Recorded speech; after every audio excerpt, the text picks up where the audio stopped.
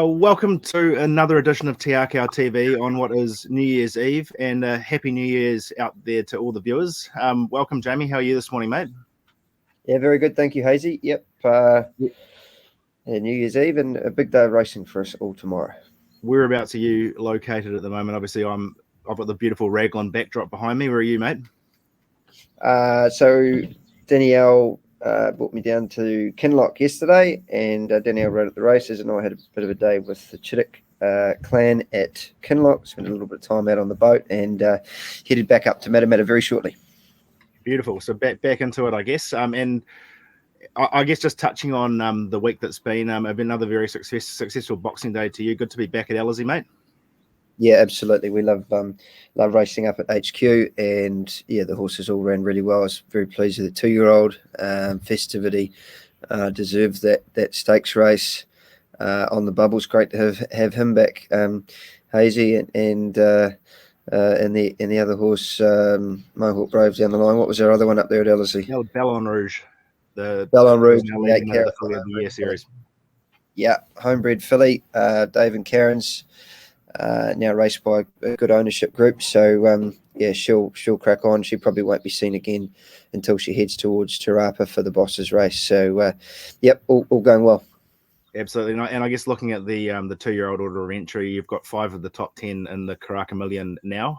So looking to have a number of runners, hopefully lining up in a few weeks' time there at Ellerslie, and of course we switch our attention there tomorrow on New Year's Day. So we're going to have a quick look at, I think we've got one runner lining up down in Hastings today. We'll have a quick look at that, and then we'll move across to, I guess, a small but select team at Ellerslie tomorrow. So kicking off on Hastings, race 3, the racing this time on Facebook, Maiden 1200. We've got the extravagant horse, Extrovert from Barrier 1 with Joe Cameroon on board. Yeah, Extrovert tried up quite well at Rotorua. Had a little bit of trouble with him at the barrier. He's a bit of an immature sort of horse, so he's basically just having a run, and then he'll be going out for a bit of a break. I think he's a horse that can gallop, but he's very immature, so he probably needs a little bit more time. I think the horse of Wexford's Candyman should be hard to beat in that race. Absolutely. And then moving down to Ellerslie, the first runner lines up in race 3, the first Global Logistics Eclipse Stakes. It's a maiden 1,200 metre affair. We've got I Choose You, Opie Bosson on board with 54.5 kilos, and we all know what happened the last time he got down to that weight. Yeah, happy with her. She's a filly that we've got a lot of time for. She was impressive at Te Araha, and that form's been franked with Grayson Gray coming out and winning it at Ellerslie last, on Boxing Day. So, yeah, really happy with her. She's trained well during the week. She seems to be in good shape. Obviously, Wolverine's in there. She's the sort of the leading light at the moment. But yeah, we're looking forward to the race tomorrow. It's going to be interesting to see how she fronts up. Obviously, as you say, Opie's getting his weight down. She's drawn a little bit awkward in 8. She'll sneak forward from out there.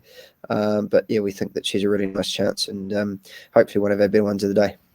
Fantastic. And moving down to race 5, the Group 2 Valachi Downs Royal Stakes.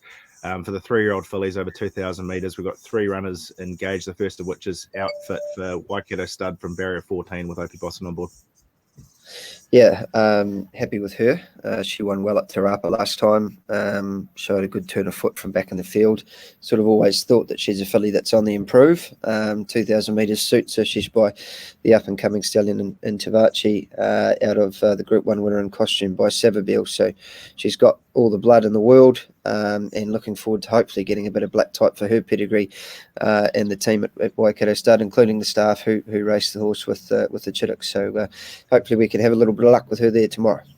Awesome. And impressive last start winner, Self Obsession, with Michael McNabb on board.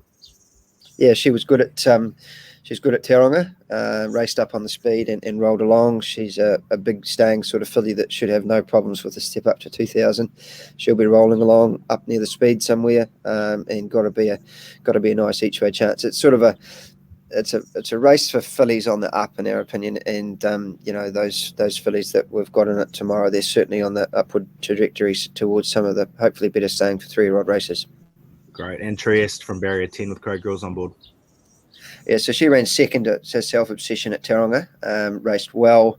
Another filly that's by Tavachi. I think 2,000 metres should hold no fears for her. We're having a bit of a throw at the stumps with a maidener, but if we're able to get a bit of black type, it's hugely beneficial to her pedigree and her values. So Craig Grill sticks with her. She's a rough each way chance, but the way that she worked on Tuesday morning with Self Obsession, she's going to be right in the thick of the finish. Great. And speaking of horses that I understand worked well on Tuesday, we moved down to race 5, the Group 1 Steamer Railway open set weight and penalty race over 1200. We've got On Trivier, who comes back from an Australian campaign with Opie Bosson on board. Yep, really happy with her. She's had a trial and an exhibition gallop. Everything's gone according to plan. Yeah, she really has trained well this week. Looks like she's back to her aggressive self in track work. Was really happy with her on Tuesday and happy with her again on Thursday. So, look, it's going to be a difficult task for us. Fresh up in a railway. I think the only thing, fitness might be a little bit vulnerable, but we've done everything we possibly can, hoping that she's retained a bit of residual, fitness from her Sydney venture. But she looks fantastic, and she's got a nice draw, got a nice weight, OP on. So, I think that she's going to be, one of the two better chances. Levante, got a lot of respect for her, but hopefully they can be fighting out the finish, the two of them. Absolutely, should be one hell of a race. And moving down to race 5, the Group 2 Richhill Mile Open Handicap. Over the mile, we've got Mai Tai from Barrier 14 with the Group 1 winning rider Ashvin Gundasamy on board. Yeah, that's right. So it's come up, I think, a pretty good race. Weights have been compressed down with Shara Roses up the top there, but happy with Mai Tai. She looks well. She's been training well. As you say, the young rider Ashvin rode his first Group 1 winner there the other day, and he's in good form. So just got a really awkward barrier.